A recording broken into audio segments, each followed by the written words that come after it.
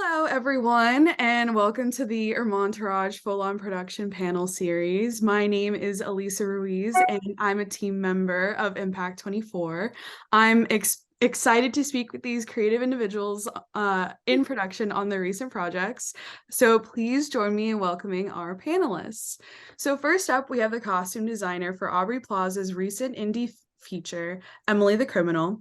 She also won a Swedish Oscar for her work on the festival favorite and neon film Pleasure. Please welcome Amanda Wing Yee Lee. Next, we have the hair and makeup designer for the historical drama series, The Serpent Queen. Please welcome Jacquetta Levon. And then next, we have the costume designer for the Netflix series From Scratch. Please welcome Amanda Riley. Awesome. Thank you all so much for being here. I'm so excited to get started. So just to kind of start us off, when you're brought onto a project, where do you typically first get started in your process? If Jacquetta, you would like to get us started?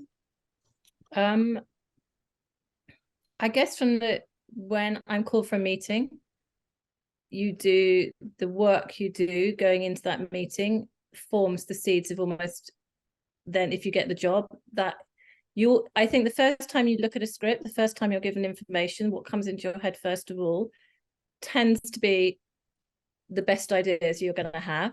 You might go all the way around the block trying, coming back to it, but in the end that generally for me tends to be the case. So as soon as I know about a project, whether I get it or not, I already start the process of thinking about how I would go about doing it were I to work on it.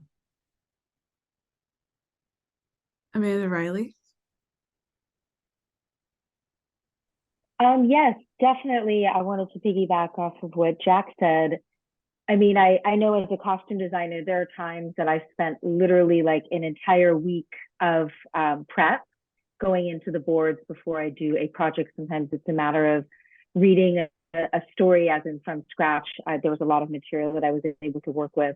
And right now I'm in the process of prepping a movie.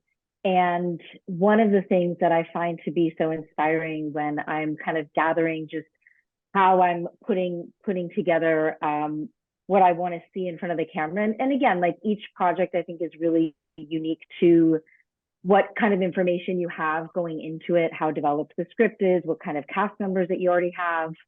And what I'm finding in this project that I'm about to do that I'm loving so much is so much of the inspiration that I gain for costumes is based on characters and real people. And I live in Paris, and one of the things that I love so much is just to sit at a cafe and literally just watch people. I feel like I can often find the characters that I want to recreate, bits of them are living out on the street. They're out and textures and pattern. And that's something that I find so fun in the beginning. And Jack, like you said, there's so many, we go around and around and so much of the process is moving. But yeah, I find so much of it in other people and nature and scent and music sometimes too. You said Paris. I think the IKEA cafe. Amazing. Amanda Wing Yee Lee? Yeah, I totally agree. Like I love people watching. And of course it depends on the project, but I think for me, usually when I'm reading a script, I'm already seeing specific artists or photographers, or sometimes I even hear music. And so that's kind of my jumping off point in my research process. For instance, this project I'm on now, like when I first was reading, I want to say even just the first like 2 pages of the script, I actually thought of a couple of Instagram accounts that I follow that are, I can't get into the project too much, but it's most about embracing aging, the story. And these accounts are photographs of like streetwear, but senior citizens. And so that was kind of my inspiration for the project I'm on now. That's so fun. That is just really interesting. You hear actors say that they also like examine people's behavior in public. So it's just interesting to hear that other people on a project will also kind of start to examine what people wear or their makeup and their hair and kind of notice these things. That is really interesting. Amanda Wing Yee Lee, on Emily the Criminal, it features Aubrey Plaza in a high stress role. How did the story impact the costumes throughout the film? Well, Emily is a character who's from the beginning of the film is deep in student debt, and she's constantly kind of fighting to make ends meet. And so I wanted the audience to really feel that fight at every turn in her story. Her costumes are really pared down because she's constantly working multiple jobs, and she works at a catering company, and so there's a uniform there already. But in the scenes where she is in streetwear, there's also kind of a uniform. Like she has like a small rotation of t-shirts, jeans, and a denim jacket, and to kind of almost like free up time where she would like think about what her next move should be. And then later on, when money is no longer her focus, there is a big shift in her silhouette and her color palette. Yeah. Yeah, absolutely. I have seen the film, so I totally can see that, and it is really great. I highly recommend it. And Jacquetta Levon. So on The Serpent Queen, it is a historical drama. How did you get inspired by the era while working on the series? I think one of the taglines I keep reading about the series is it's inspired by history, because to be frank, it's an elastic bit of history, to be fair, and some of it is truer than others. And so I think we very much were given, I mean, it's the 16th century. There is some documentation about how people looked and what they wore, but ultimately it comes from portraits, which are vanity projects in themselves. So there'll be a way that men could show off their women. So the truth, what was really true to that time is a little bit open to interpretation. But I did a lot of, I live in London, luckily, so I can go to lots of museums. Although having said that, everything was shut because it was in lockdown. So I just looked at lots of portrait artists from the royal courts who, and the royal courts were like the fashionistas of that time, and sort of tried to gather as much that was authentic to the period, and then played with it, to be honest, and I became obsessed with what was going on at the back of portraits, because you can never see the backs of heads. And so I had this kind of this idea that the bigger the bun, the bigger the status. A bit like, I was going to say baboon's bottoms, but you might edit that bit out. It was like, so I had this sort of idea of fantasy hairdos that were all going on in the back. And in fact, a lot, and in which I actually did bring through into the series, and a lot of the women have quite big, oversized buns at the back of the head. But it comes from, I mean, I definitely do authentic research, and I definitely like to have one foot in reality. But then most studios these days want an interpretation of that. They're not making documentaries, and it has to appeal to a modern audience. And so Galliano is my go-to, always. That is really interesting. The work is really beautiful as well, and we've seen some photos from behind the scenes. So I it's just interesting how the process can be, how the script informs the process, or how the process informs the script a little bit at the same time. But thank you so much for sharing. Working, in the costume department were amazing, and they were doing their thing, and and then Justin, the showrunner, would have ideas, and it was actors. Obviously, I was working with Samantha Morton. She'll always have an idea, and it's you know, where you think you're going to be at the beginning is never where you end up. And it is a fun, you know, it's the journey of the beast, which is the adventure of it, really. Yeah, absolutely. So for Amanda Riley, with From Scratch being a love story, how did the elements of the romance influence your design process?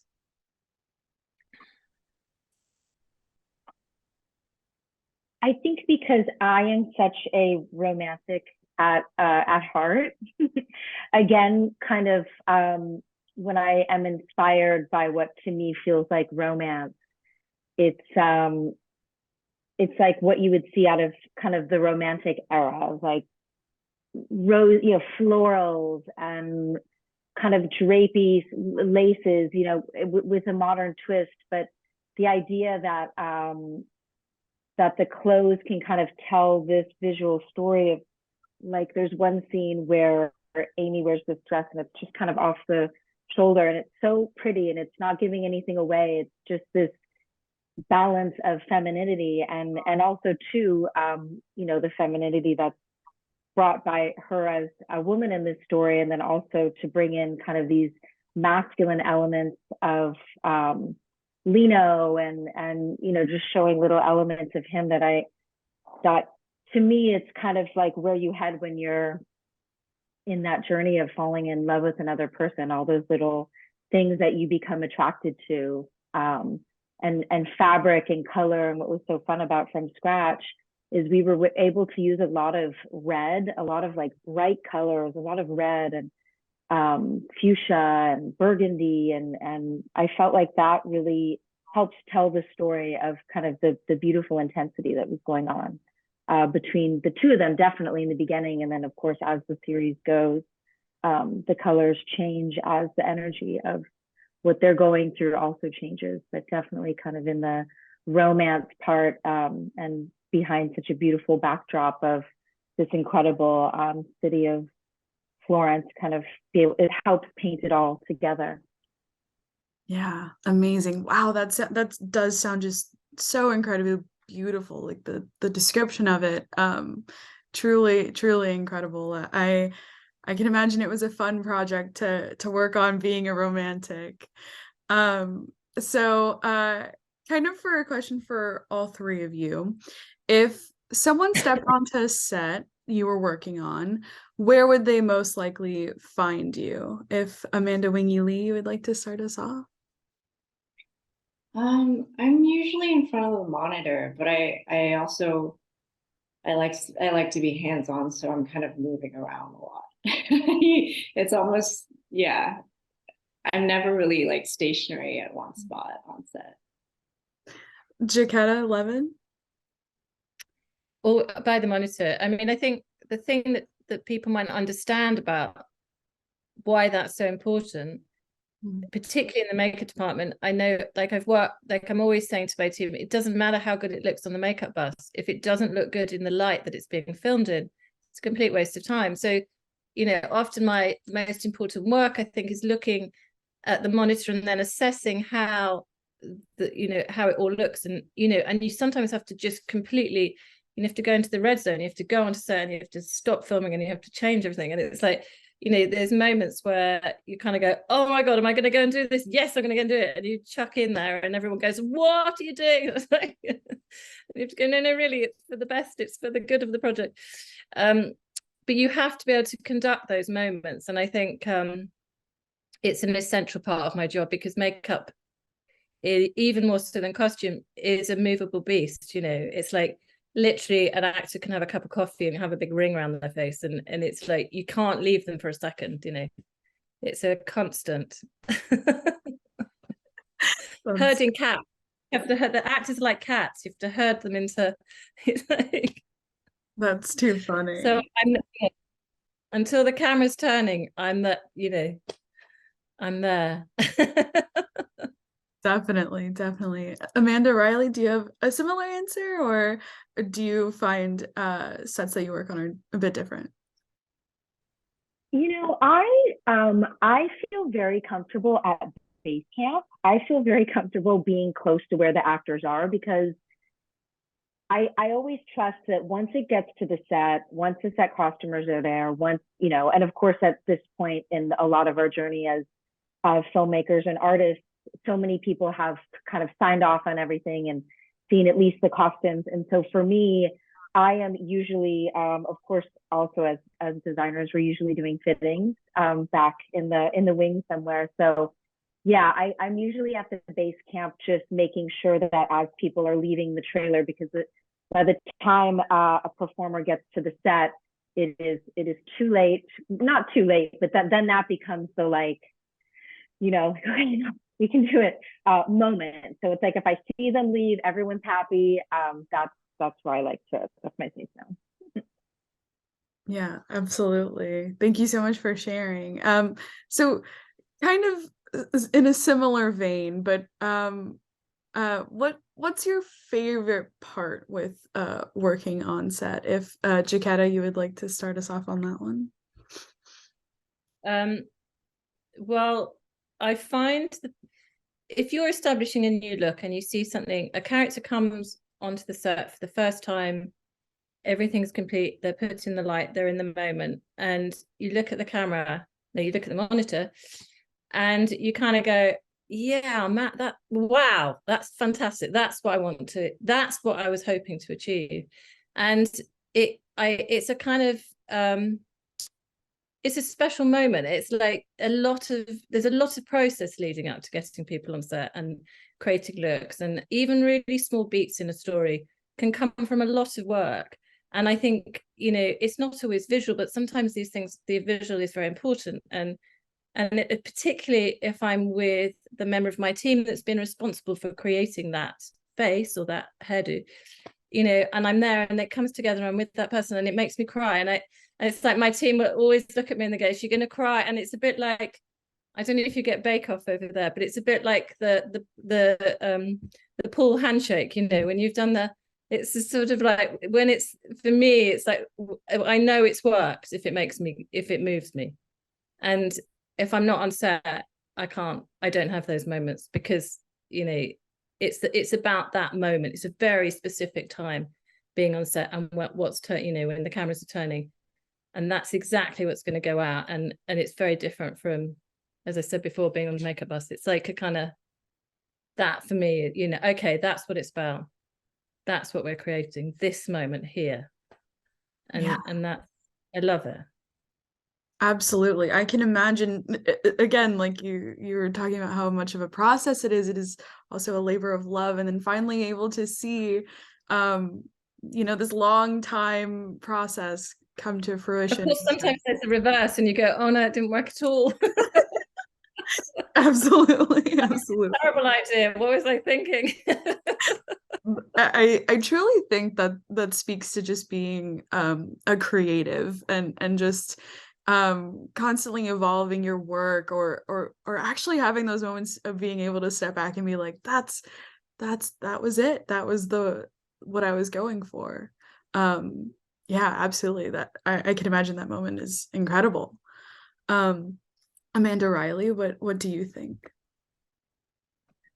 I think, yes, I definitely echo that sentiment as well. And I think the thing that always drives me to coming back again to this line of work and why I appreciate it is because it is so much, and this had been already mentioned, but the idea that it's a journey, because, you know, a lot of times what will happen in the beginning, it can change towards the end, it can change as it's moving. And I think I really try to capture just being in the present moment, especially when it comes to this kind of work, because there's an energy that lives in creating beauty and creating art and creating storytelling. And so many different people are looking at it from all different, you know, I look at it like a pie chart. And it's like, well, I have to fill my little pie chart piece, and then everybody else is coming to the table with their pie chart piece.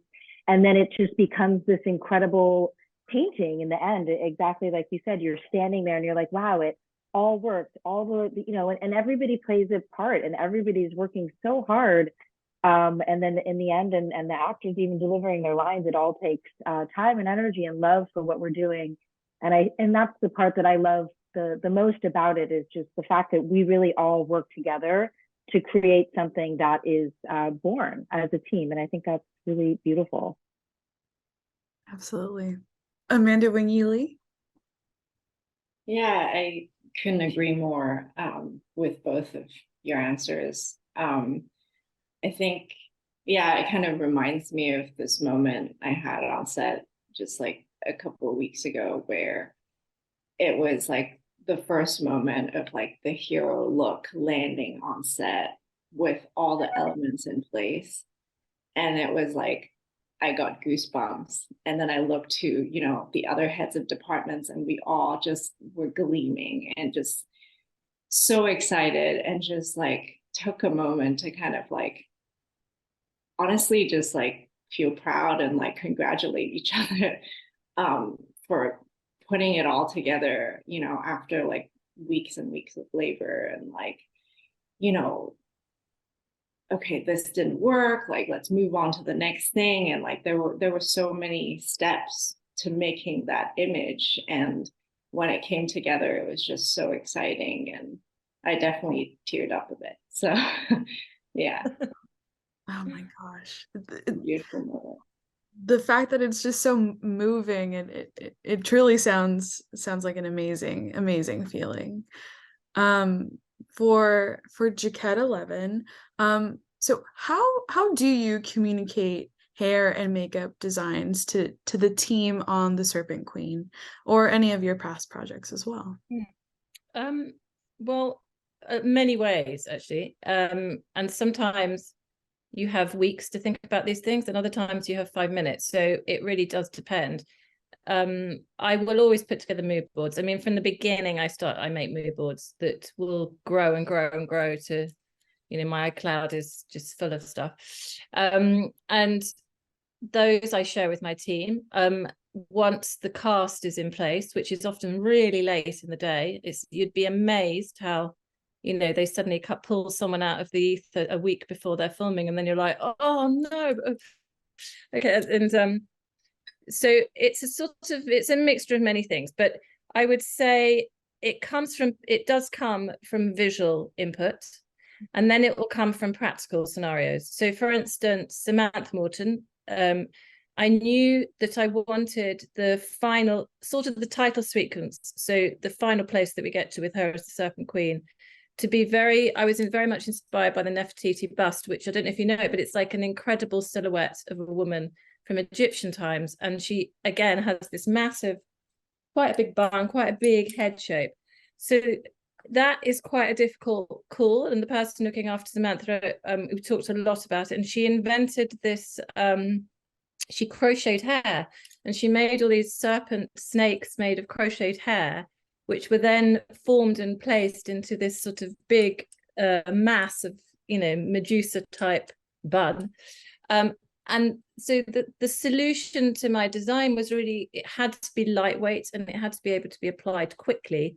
So we decided the best way was for her to create something off the head that could then be put on the head.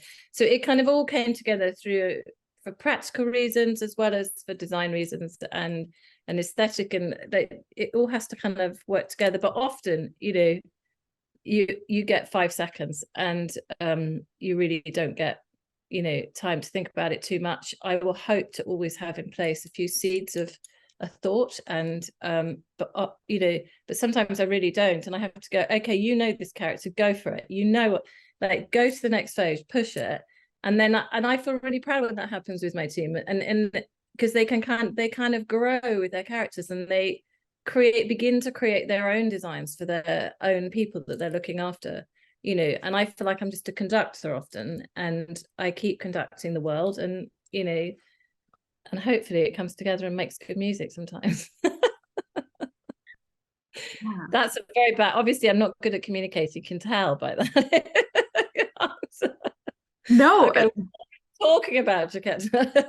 that truly did kind of explain, for someone that has not worked on a set or been in hair or makeup. I truly understand what you mean by this kind of like almost like synergy of your whole team and Yeah, I mean, I work really closely with people, and one of my main team I've worked with 25 years. So our language is very similar, and we have the same visual aesthetic. And it's like you grow together, you work with people who have a feeling that and then occasionally you meet somebody that's completely different. You go, oh, I want a bit of you. So you kind of pull them in and work out a way that the design process can incorporate their new skills but it's not straightforward. It's very it's a mix of many things.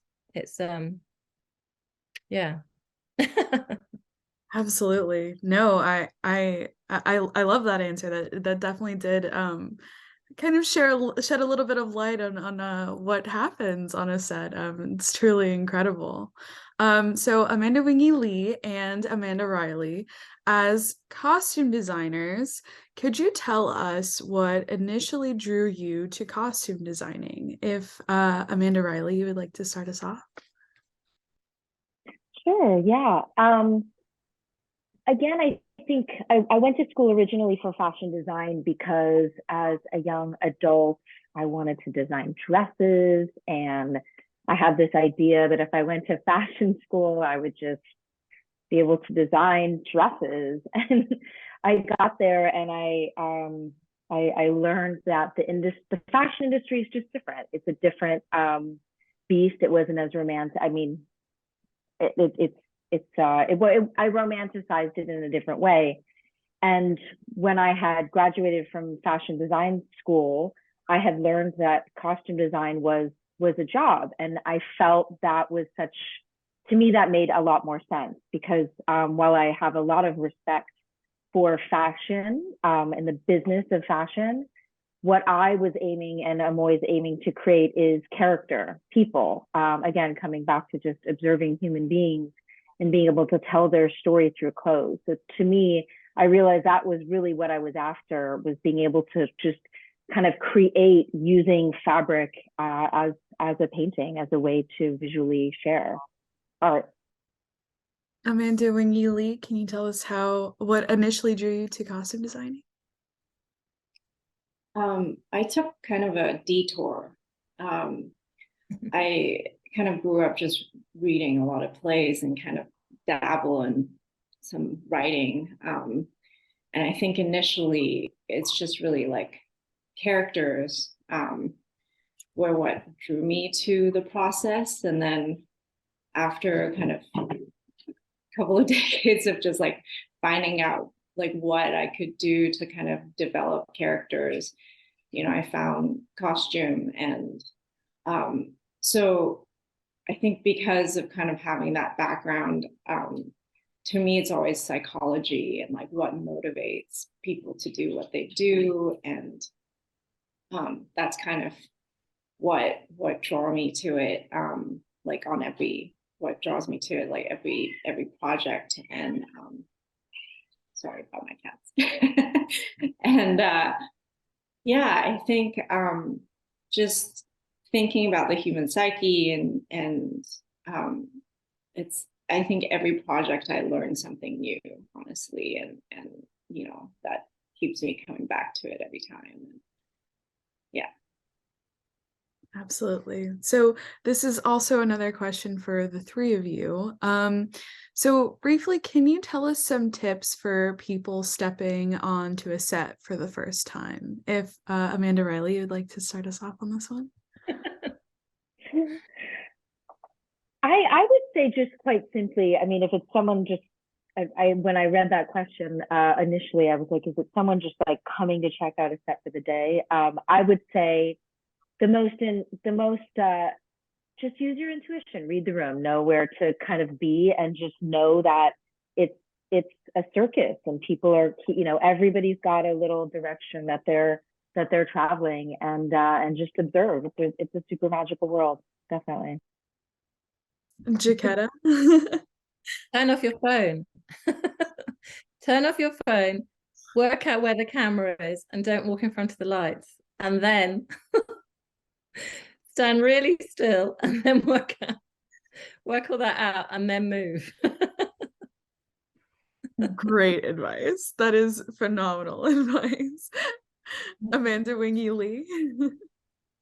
Yeah, like my initial thought was also observation. I remember being completely new to the industry and kind of, working as a PA and just like, I mean, I worked as a PA in all different departments to begin with because I just didn't really know, and like observing and just paying close attention because so much of set work is waiting, and all that time that people are on the phone, like you could be watching, you could be like learning, and even if you're learning, watching other departments that's not your own work, you learn something every day, and you learn how to work better and how to be a better team player to other departments. So just, don't look at the phone, and just be observant, and yeah, there's a lot to learn every day. Absolutely. Take in all the circus. Yes. And take the whole thing in. So this is our last question of the day, but do any of you have any final thoughts about working on a set, or is there anything that you have coming up next that you can talk about? If Jacquetta, you would like to start us off on this one? I am currently working in Scotland filming a Victorian thing called The Buccaneers for Apple TV, which is why I'm so knackered. I've been doing it for 6 months. Oh, but no, it's just coming to the end. So it's it's quite, it's almost like we've done a tour of Scotland. There's a lot of amazing Scottish castles in it, incredible locations. And I've been fully immersed in the Victorian hair story, which is quite different from the 16th century hair story. So yeah, that's what I'm doing right now. And the sets up here are outdoors, windy and quite cold. Oh, I bet. I walked out my house today, and I'm in California, and I thought it was cold, so I cannot imagine how cold it is. I've got 4 layers on. Oh, I can't imagine how beautiful it must be there too. It's very beautiful. Yeah. I bet, yeah. Amanda Wing Yee Lee, any final thoughts about being on production or anything that you're working on that you could tell us about? Yeah, I mentioned a little bit before. I'm on this beautiful film that I don't know if I'm allowed to say the name just yet, but it's about embracing aging, and